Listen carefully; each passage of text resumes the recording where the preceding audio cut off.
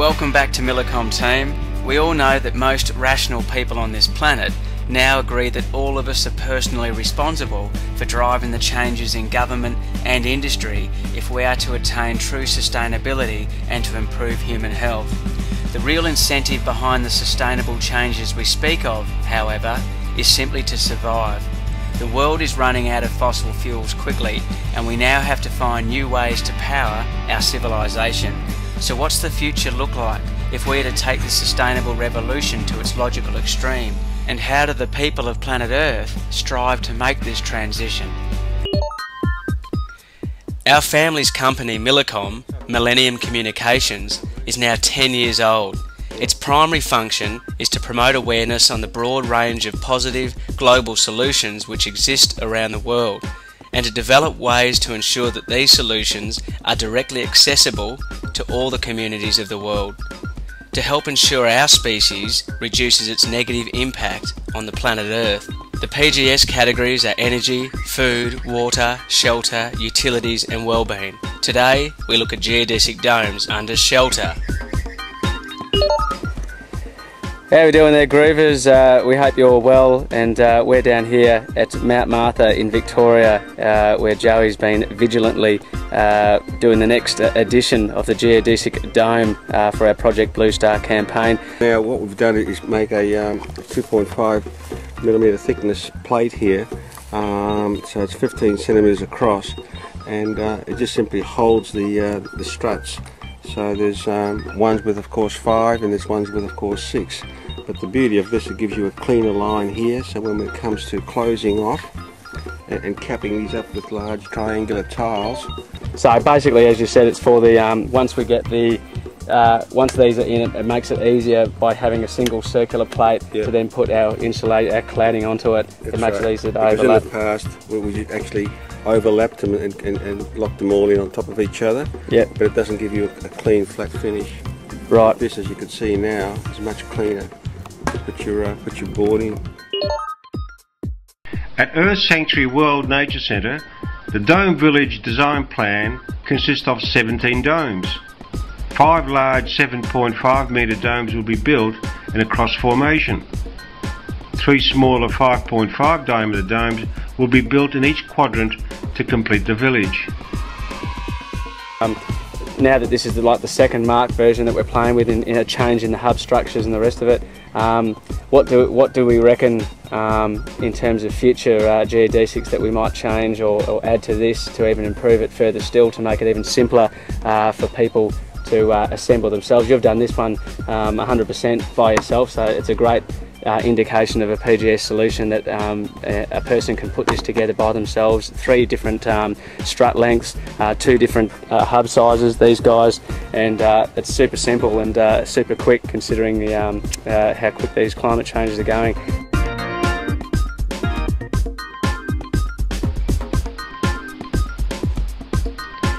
There are many advantages of domes. Of course, like all domes, geodesic domes provide an excellent space free of structural supports. Domes are very strong, and they actually get stronger as they get larger. The basic structure can be erected very quickly from lightweight pieces by a small crew.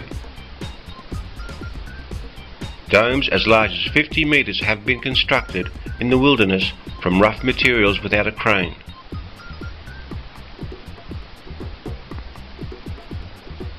The dome is also aerodynamic, so it withstands considerable wind loads, such as those created by hurricanes.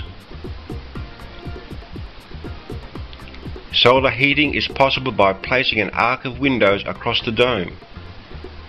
The more heating needed, the wider the arc should be to encompass more of the year.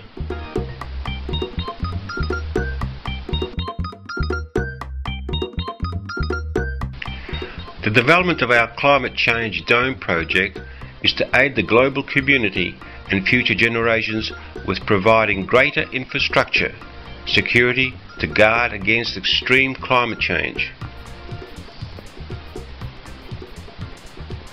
After the skeletal structures of the dome village is complete, we can proceed with various cladding possibilities.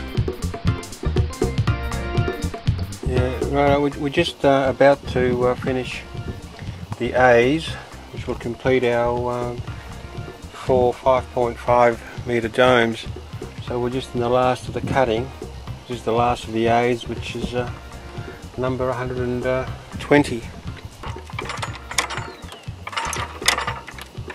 Okay. 10 degrees to the marker.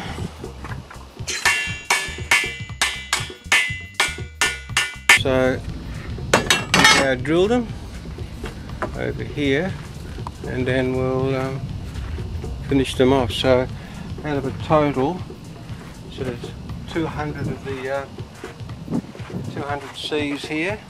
They're ready to go for 4 domes. Finish these off here.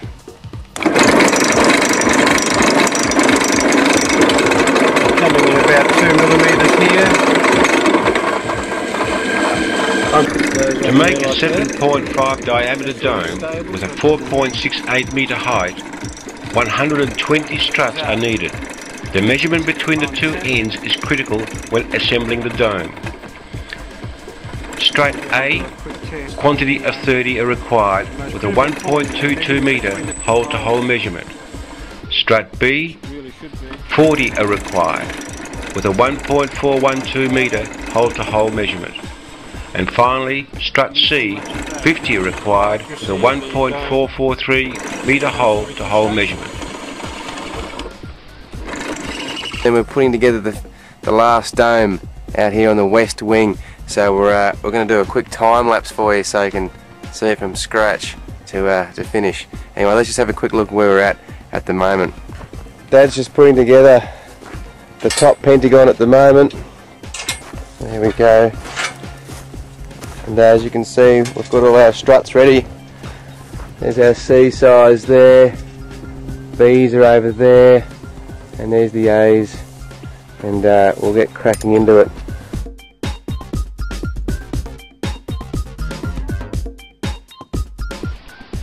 Climate change will bring about extremes in weather and geophysical conditions. We are attempting to adapt to a variety of weather abnormalities. Our alternatives to the cladding so far is canvas, sandbags, hemp fibre, glass and tile cladding.